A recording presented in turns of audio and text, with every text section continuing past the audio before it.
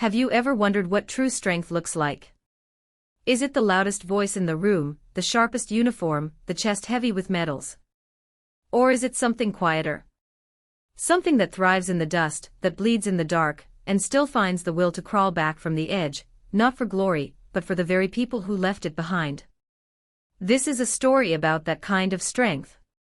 In the jagged, sun-bleached ruins of a forgotten city, Sergeant Anya Sharma moved like a ghost. She was the squad's medic, a title she carried with a silence that many of her comrades mistook for weakness, or worse, incompetence. Her hoodie was often pulled low, not in defiance, but as a shield against the casual cruelties of judgment. Her eyes, deep and brown, saw everything but revealed little, holding the echoes of a past that had taught her the cost of being seen. Lieutenant Davies, her squad leader, was a man carved from sharp angles and loud pronouncements. He saw Anya not as a soldier, but as a liability, a constant reminder of the supply incident from a previous tour, a moment where critical medical supplies went missing on her watch. He never cared to learn that she had been framed by a desperate soldier she had refused to report for stealing rations. To Davies, the story was simple: Anya was unreliable. "Keep up, Sharma," he'd bark, his voice a serrated edge in the tense air. This isn't a stroll today. The tension was a physical presence, a weight in the 120-degree heat. Their mission was critical: retrieve the data core from a downed reconnaissance drone deep in contested territory. From the distant, air-conditioned quiet of the command post, Colonel Marcus Thorne watched their progress on a monitor, his jaw tight. The squad's cohesion was fraying, and he blamed Davies' abrasive leadership. Thorne was a man of procedure and results, but a growing unease told him that something was deeply wrong with this unit, a fracture that ran deeper than simple personality clashes. He saw Anya trailing the group, a small, determined figure, and a flicker of something, pity, perhaps, or a nascent respect, stirred within him. He didn't know why, but his gaze kept returning to her icon on the screen, the one that seemed to move with a different rhythm than all the others, a rhythm of quiet endurance in a world of explosive force. The world erupted in a symphony of chaos. A deafening blast threw dust and debris into the air, the sudden, violent roar of an IED. The mission had gone sideways with lethal speed. The drone was a lure, and they had taken the bait perfectly. Gunfire stitched the air from unseen positions, kicking up plumes of dirt around their feet. "Contact!" Davies screamed, his voice cracking with adrenaline. "Get to cover." They scrambled behind the skeletal remains of a collapsed building, the air thick with the smell of cordite and fear. A ricochet whined past Anya's head as she moved towards a private, Miller, who was screaming, clutching his shoulder. She was in her element here, in the heart of the storm. Her movements became fluid, economical, her earlier quietness transforming into a focused calm that was almost unnerving. She reached Miller, her hands already working, applying pressure, assessing the wound with a practiced touch. Then came a second explosion, closer this time. A wave of force slammed into her, and a searing, white-hot pain shot through her left leg. She looked down to see the dark, rapid blossoming of blood staining her fatigues. Shrapnel. Her leg buckled and she fell hard against the crumbling wall, her teeth gritted against the agony. Davies saw her go down. He saw the blood. And in his eyes, a cold, pragmatic calculus took over, eclipsing any notion of loyalty. "She's hit," someone yelled. "We have to get her." But Davies shook his head, his face a mask of panicked authority. "No. The mission is compromised. We pull back now. She's a liability, she'll slow us down, get us all killed." His words were a betrayal, sharp and cold as the shrapnel in her leg. "Sir, we can't just leave her," another soldier protested, his voice desperate. "That's an order." Davies roared, his fear manifesting as fury. "We move. Now." He refused to look at Anya, to meet the gaze of the woman he was condemning. One by one, the squad members hesitated, their faces a mixture of guilt and self-preservation. And then they turned and followed their lieutenant, their boots pounding in retreat, leaving Anya alone in the crossfire, the sound of their departure a final, devastating wound. For a long moment, Anya lay in the rubble, the dust settling around her like a shroud. The physical pain in her leg was a roaring fire, but it was nothing compared to the icy despair that threatened to extinguish her spirit. Abandoned. Left for dead. The words echoed in the sudden, ringing silence. They thought she was weak. A liability. The injustice of it was a bitter pill, choking her.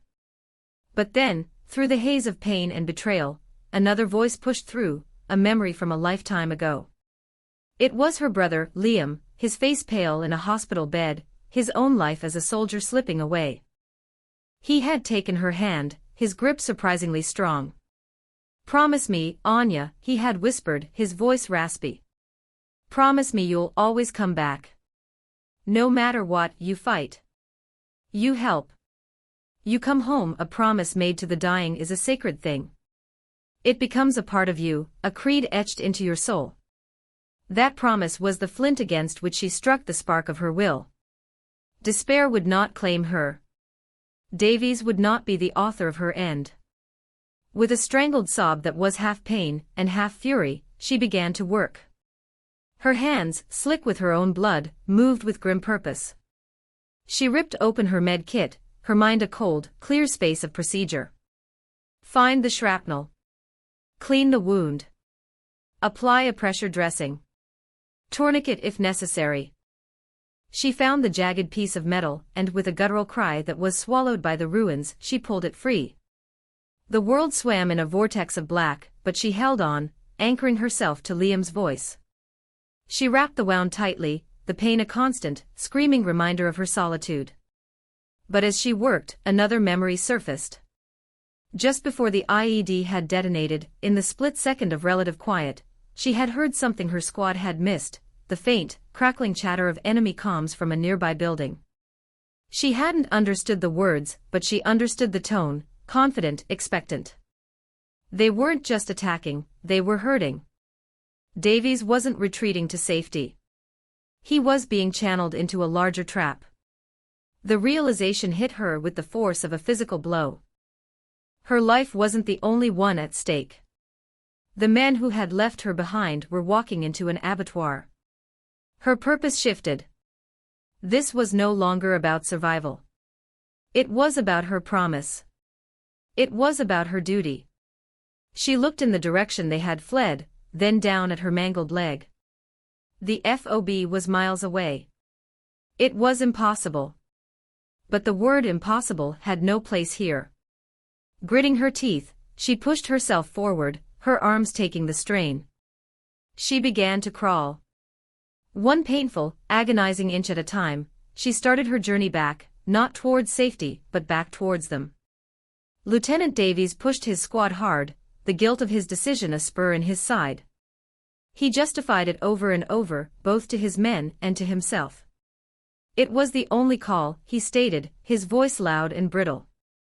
Her or us. The mission comes first.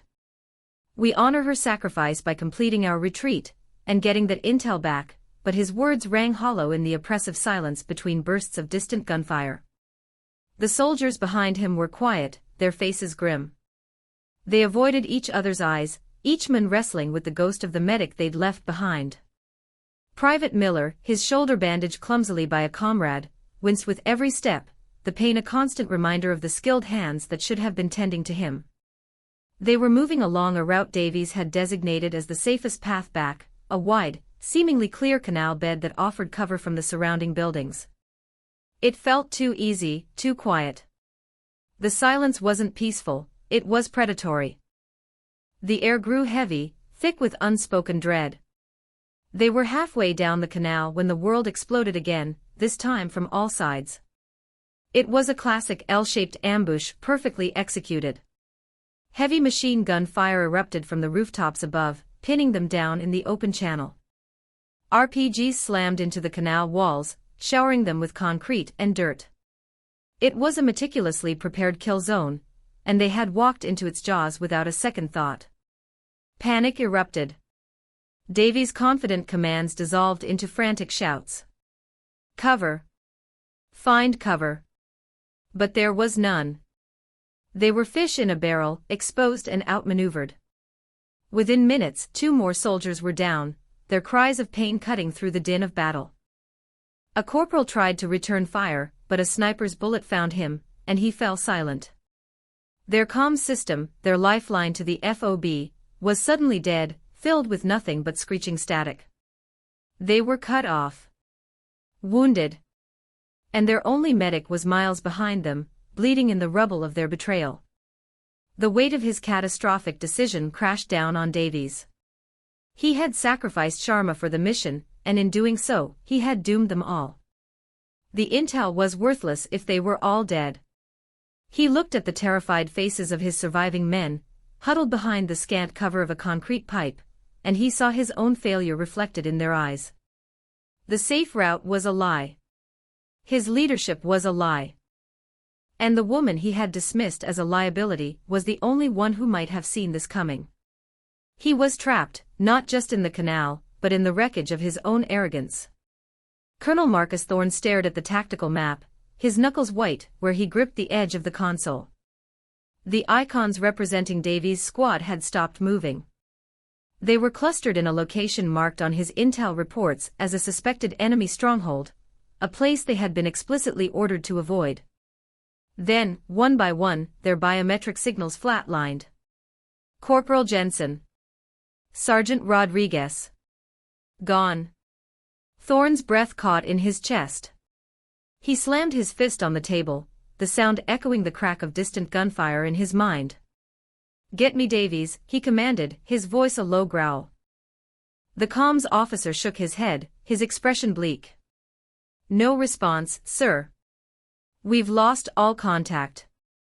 The entire channel is being jammed." Thorne felt a cold fury rise within him, a rage directed at Davies, at the enemy, and at himself for not intervening sooner. He had seen the cracks in the squad, the poison in Davies' leadership, and he had let it be, trusting the chain of command. Now that chain was broken, and his soldiers were paying the price. A fragmented report had come through just before the blackout, a panicked shout from one of the men about leaving Sharma behind. Wounded. Left behind. The words were a violation of the deepest code of their profession. Thorne pieced it together with sickening clarity. Davies, in a moment of cowardice, had abandoned his medic and then, blinded by panic, had led the rest of his men into a meat grinder. The dilemma before him was stark and brutal. Protocol dictated that he not risk more lives on a rescue mission that was almost certainly doomed. The ambush was too well coordinated. Sending in another team would be like feeding more lambs to the wolves. But the alternative was to sit here in his climate-controlled command post, and watch the rest of his soldiers' life signs blink out, one by one. It was a choice between bad and worse, between the cold logic of command and the fundamental duty to his men. He thought of Anya Sharma. He remembered her file. A stellar record, marred only by that one unsubstantiated accusation. He remembered the quiet determination he had seen in her movements on the screen earlier. He had a gut feeling, a commander's intuition that went beyond the data on the screen, that she was the key. But she was gone. He had to make a call. His hand hovered over the comms panel to authorize a high-risk, high-casualty quick reaction force, a desperate gamble. He was about to sacrifice more lives, all because of one lieutenant's catastrophic failure. Just as Colonel Thorne was about to give the impossible order, a voice crackled through the speakers. It wasn't on the main channel, but on an old, rarely used emergency frequency, a signal so weak it was barely more than a whisper buried in static. "Mayday, this is Sergeant Sharma, does anyone copy?" The entire command center fell silent. Head snapped up. The comms officer's eyes widened as he frantically adjusted the gain, trying to isolate the fragile signal. Thorne leaned forward, his heart pounding in his chest. "Sharma. Sergeant Sharma, this is Colonel Thorne. Report your status. Where are you?" The voice came back, strained and breathless, but imbued with an incredible, unwavering calm. "Colonel. I am, approximately 500 meters east of the squad's last known position. I have a visual on them," and the ambush. A collective gasp went through the room. It was impossible. She was supposed to be wounded, dying or dead. Thorne couldn't comprehend it. How could she have traveled that distance with a serious injury? How could she have bypassed the enemy concentration and found a vantage point? "Sergeant, what is your condition?" he asked, his voice tight with a mixture of awe and concern. "Wounded, sir," she replied simply, as if stating a minor inconvenience. "Leg, shrapnel. But I'm functional. The woman was crawling through a war zone, bleeding out, and she called herself functional. "The squad is pinned down in the canal," she continued, her voice gaining strength, fueled by adrenaline and purpose. "The enemy is dug in on the rooftops of the warehouse to their north, and the apartment block to their west. At least 2 heavy machine gun nests. 1 sniper, southeast corner of the apartment, 5th floor, 3rd window from the left. Their comms are jammed, but mine is on a different frequency. I can talk to them if you can patch me through." Thorne and his staff were speechless. The woman they had all written off, the ghost on the map, was now their only source of real-time intelligence. She wasn't just a survivor, she was a tactical asset. She was offering them a way out, a thread of hope in a hopeless situation. "Patch her through," Thorne commanded, his voice ringing with newfound conviction. "Patch her through to the squad's local channel now. Sergeant Sharma, you have the con. Get my men out of there." The perceived liability had just become their salvation. A new voice cut through the static in Lieutenant Davies' helmet, a voice he never expected to hear again. It was calm, clear, and terrifyingly familiar. "Lieutenant Davies, do you read me?" It was Anya. For a moment Davies thought he was hallucinating, that the heat and the fear were making him hear ghosts. "Sharma," he stammered into his mic, his throat dry. "Is that you?" "Affirmative, Lieutenant," she replied, her tone devoid of accusation or emotion. It was the voice of a medic, a professional, focused solely on the problem at hand. "Now listen carefully. You have 2 hostiles on the 2nd floor window of the warehouse at your 10 o'clock. They are preparing an RPG. You need to suppress that position immediately." Shaken from his stupor, Davies relayed the order. The squad's remaining machine gunner opened up, peppering the window with a furious burst of fire. The RPG threat vanished. A wave of stunned relief washed over the men. She was alive. And she could see. Anya's voice became their lifeline, a calm current in the raging river of chaos.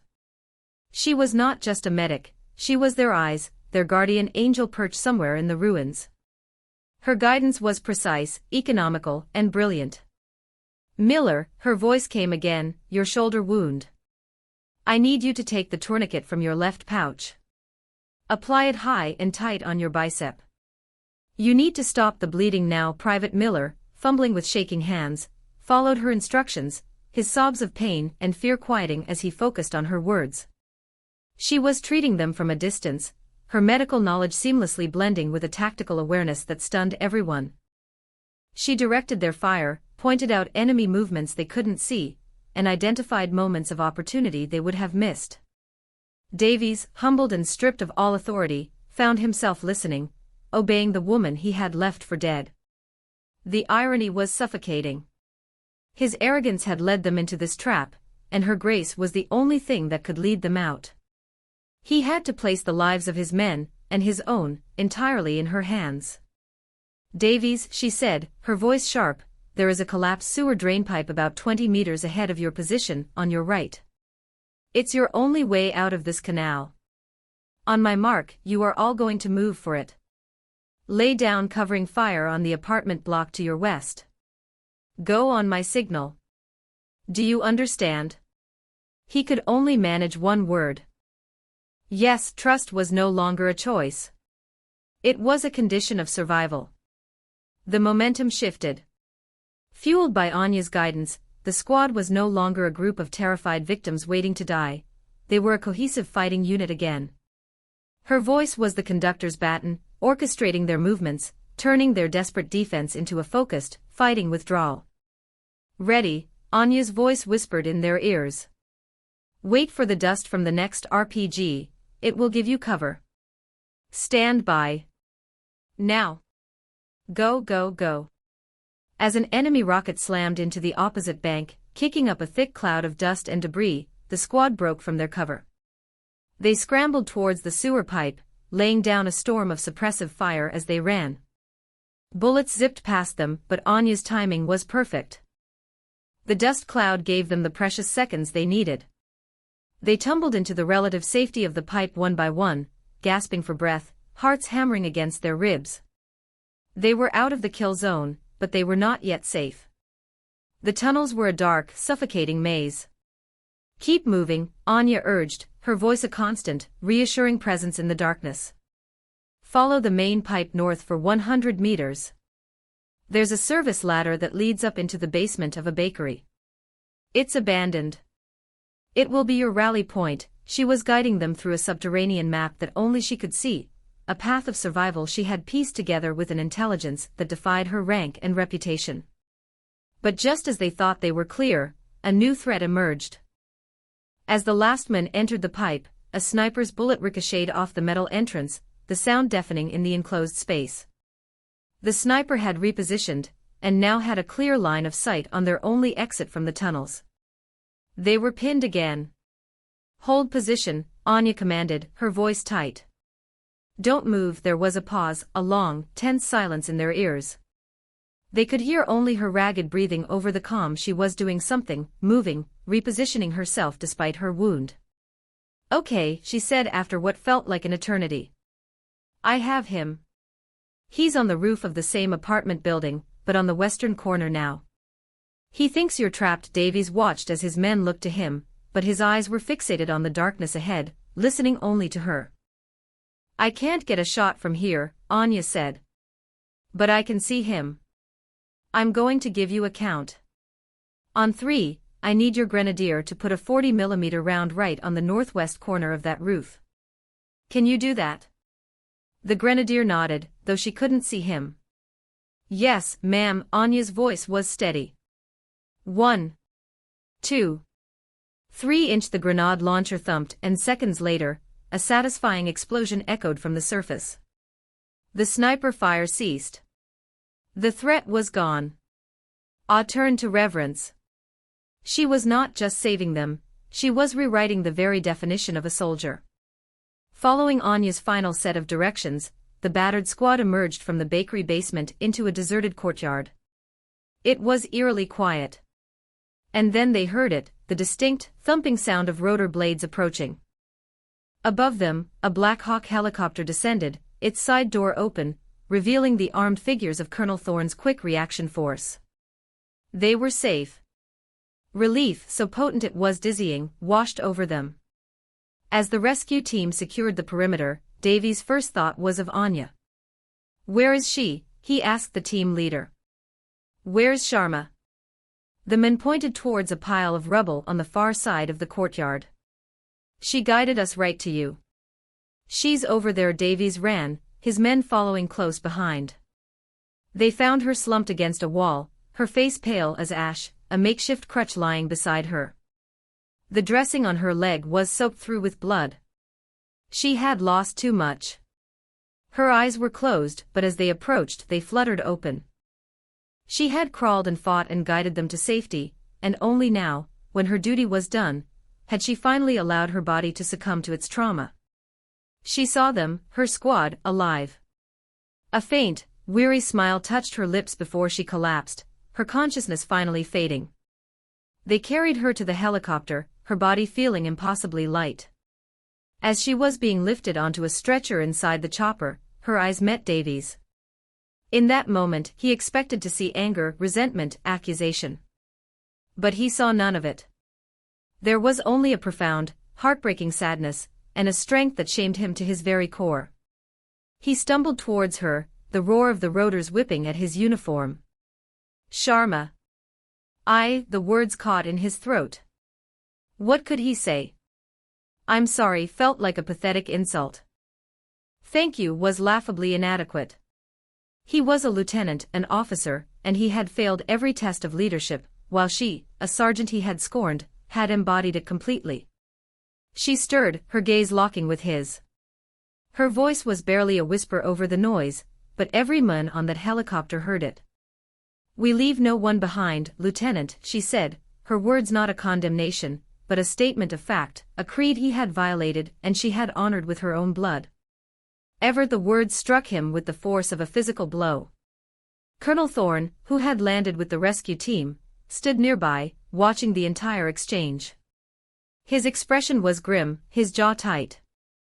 In that one quiet sentence from a wounded sergeant, he had just witnessed a lesson in leadership more powerful than anything he had learned at West Point. Back at the forward operating base, the infirmary was a hive of quiet activity. Anya Sharma survived. The blood transfusions and surgery had stabilized her, but the doctors said it was her sheer, indomitable will that had kept her alive on that long crawl through the ruins.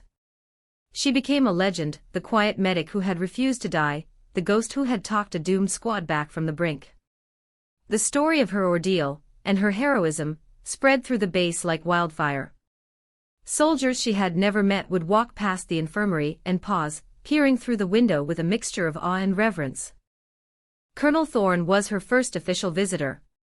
He stood by her bedside, his hat in his hands, the polished insignia of his rank seeming out of place in the sterile room. "Sergeant," he began, his voice thick with an emotion he rarely showed. "There are no words to properly commend what you did. You saved them all. You saved us from making an even greater mistake." Anya simply nodded, her eyes clear. "I just kept a promise." Sir Thorne looked at her, truly seeing her for the first time.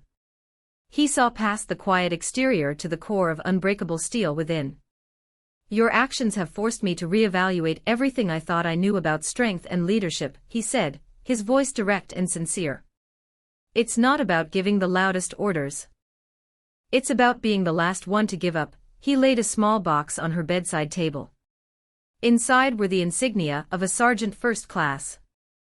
A battlefield promotion. "It's long overdue," but he wasn't finished. "I'm creating a new advanced training program for our combat medics. It's going to focus on tactical awareness, unconventional problem solving, and above all, the core principle that you embodied out there. I want you to design it. I want you to run it." As for Lieutenant Davies, he faced a formal inquiry.